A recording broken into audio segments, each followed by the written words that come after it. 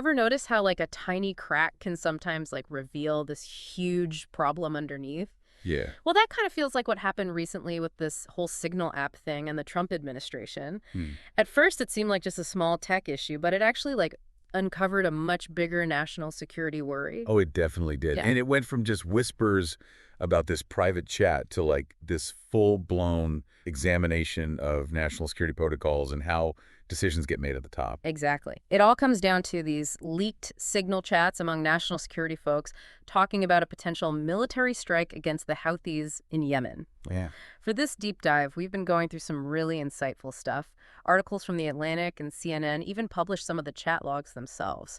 Yeah. And some super important reporting from Axios gives us like the inside scoop from those national security circles. It's really valuable. These sources let us peek into not only what they talked about, but also how they had these sensitive conversations. Right. And we're not going to get lost in the technical weeds of encryption or get bogged down in political debates. Our mission is to pull out the important stuff for you. What does this situation tell us about security practices? How do these high-level decisions get made? And what are the real consequences for national security? Yeah, great questions. So let's jump in. This whole Signal thing, how did it even come out? Because initially the White House made a pretty clear statement, didn't they? They did. They flat out said there was zero classified information in that Signal group chat. They made it sound like normal communication between officials. Uh-huh. But then The Atlantic went and published those chat logs. That must have caused a big shift in their thinking. It definitely forced everyone to take a closer look. Yeah. And CNN's analysis of the content was really eye-opening. They pointed out conversations about using very specific military stuff. F-18s and drones getting prepped to hit targets in Yemen. Wow. And even more, telling the name of the chat group itself had Houthi in it, so it was obvious who they were targeting. So even with all that out in the open, the White House, and especially Defense Secretary Pete Hegseth, still insisted it was just sensitive information, not classified. Right, and that's where things get tricky.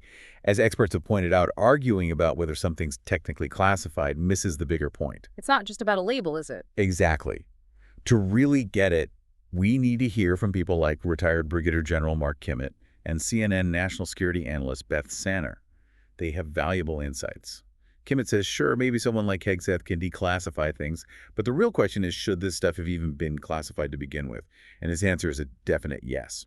And Sanner gives us this great rule of thumb to figure out if something should be classified, like a gut check. Right. It's super practical. Yeah. She said, imagine you're the enemy, say in Moscow or Beijing.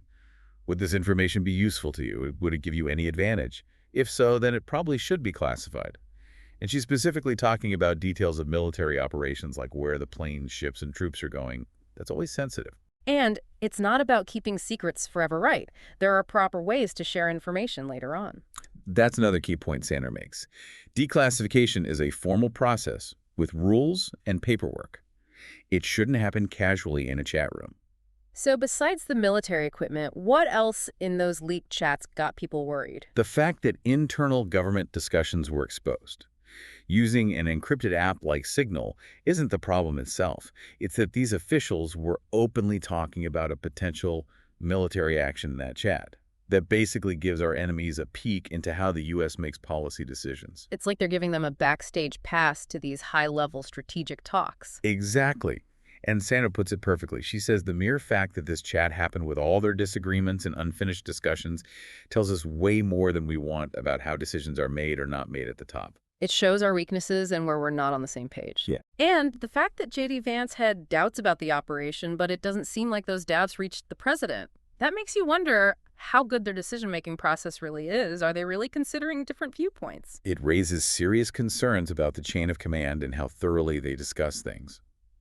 If someone raises a concern and it just goes nowhere, it suggests a real problem in how information flows in the executive branch. Now, the White House tried to downplay it by saying they weren't talking about a full-blown war plan. What did the experts say about that? General Kimmett basically said that was just playing with words. He pointed out that war plans are usually big-picture theoretical strategies. But what they were talking about in these chats, the specific targets, the timing, the exact military units, those are real-time attack plans. So a much bigger deal because it's about immediate action. Exactly. Kimmett said, war plans are speculative, but attack plans are active. What we saw here were operational plans being discussed in real time, making them far more sensitive. Mm. They weren't just brainstorming. They were laying out a concrete military action. And this is where it gets really scary. The sheer recklessness and security breaches. The fact that someone who should never have seen this information got included. Yeah, that's a huge point Jeffrey Goldberg made in The Atlantic. A journalist was accidentally added to the Signal group chat.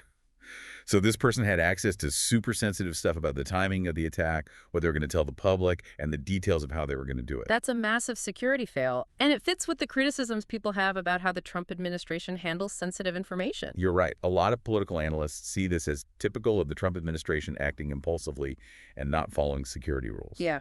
The fact that they'd share such sensitive operational details with someone outside the government is a big red flag about how they handle national security. The sources also give us some insight into why they even wanted to do the strike in the first place. It seems less about strategy and more about image. That's the picture we get. Trump reportedly okayed the strike in a White House meeting, and the main goal seems to have been to look strong on the world stage. It was basically symbolic. And all this planning, these super secret discussions were happening on a commercial app signal. That's a big no-no for this kind of operation, right? Totally. Normally, military operations like this are planned using secure government communication channels made for classified information. Using a commercial app like Signal sets off alarm bells about how secure those conversations really were. And there were even reports that the messages in the Signal chat were set to disappear automatically. That's another worry about transparency and keeping records. It definitely raises concerns. The fact that messages were set to vanish after a short time, in this case a few weeks, makes it seem like they might be trying to avoid proper record keeping and oversight. We mentioned Project 2025 earlier. Can you explain how that fits into this whole mess? Well, Project 2025 pushed for faster communication, even if it meant bypassing the usual bureaucratic channels. The idea was to be more efficient. But this incident shows what can go wrong when you prioritize speed over security and accountability.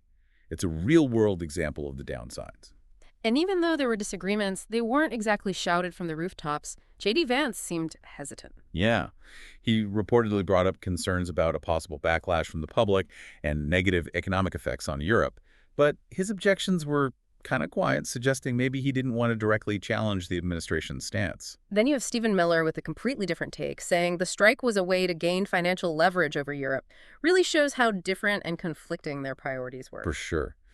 Miller's perspective points to a more transactional and maybe even hostile approach even to allies, which seems to have influenced their thinking about this military action. And let's not forget the terrible human cost 53 people dead, including children.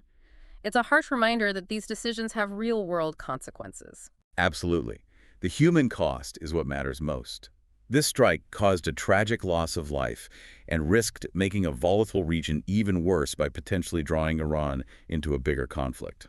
Let's get into the details of how they broke the rules. They basically ignored established systems for a reason, right? Absolutely. Senior U.S. officials, both current and former, told Axios they were shocked by the shocking negligence.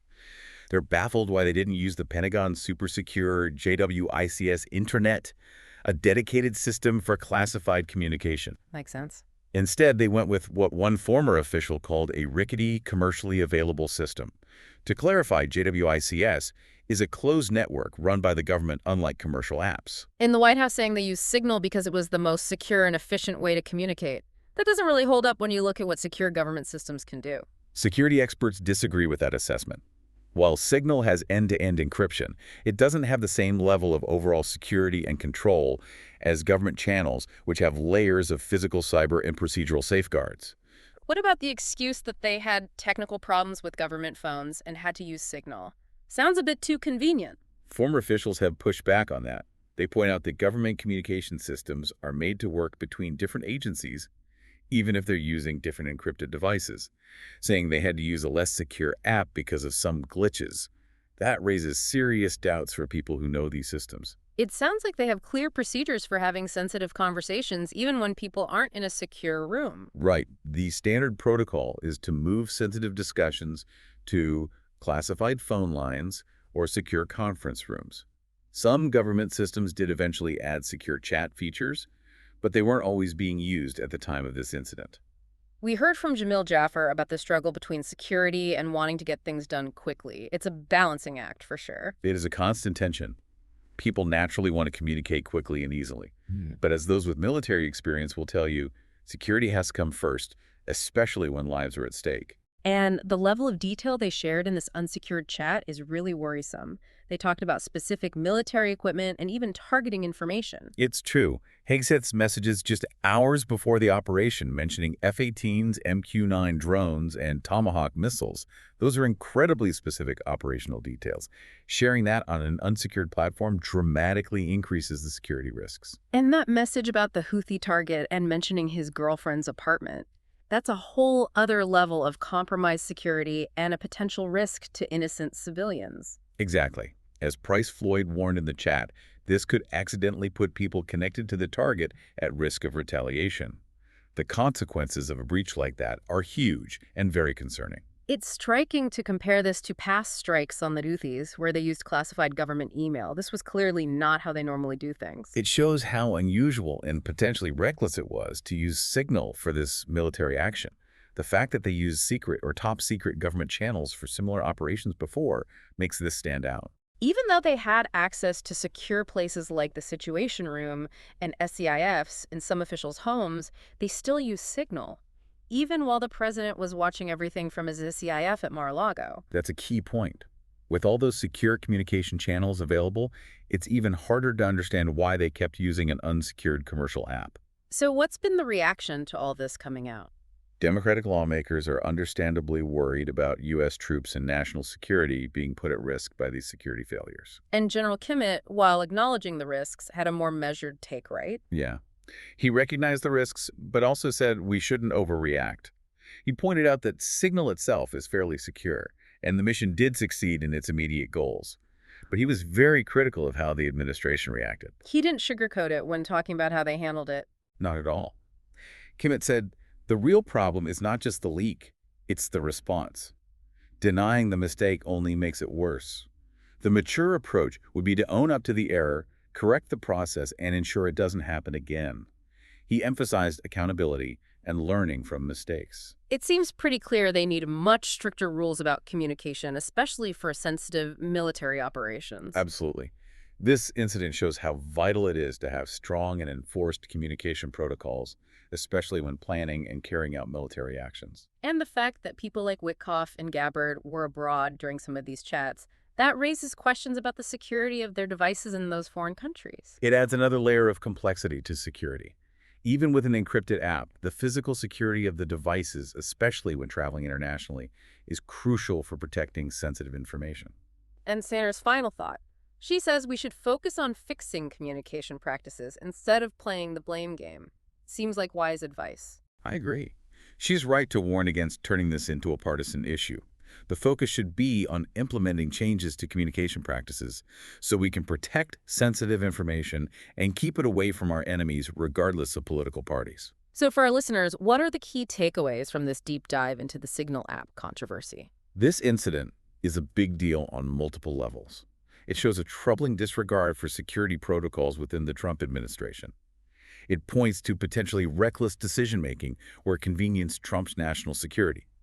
And it highlights the absolute necessity of using secure and authorized communication channels for sensitive military operations and national security matters. And it's bigger than just whether something is officially classified or sensitive. It's about handling operational details and internal discussions responsibly and securely, especially for these high-stakes decisions. Exactly. The debate about classification, while important, is kind of distracting from the bigger issues. The casual way they treated incredibly sensitive information, and the risks to national security when they ignored standard procedures. So here's something to ponder.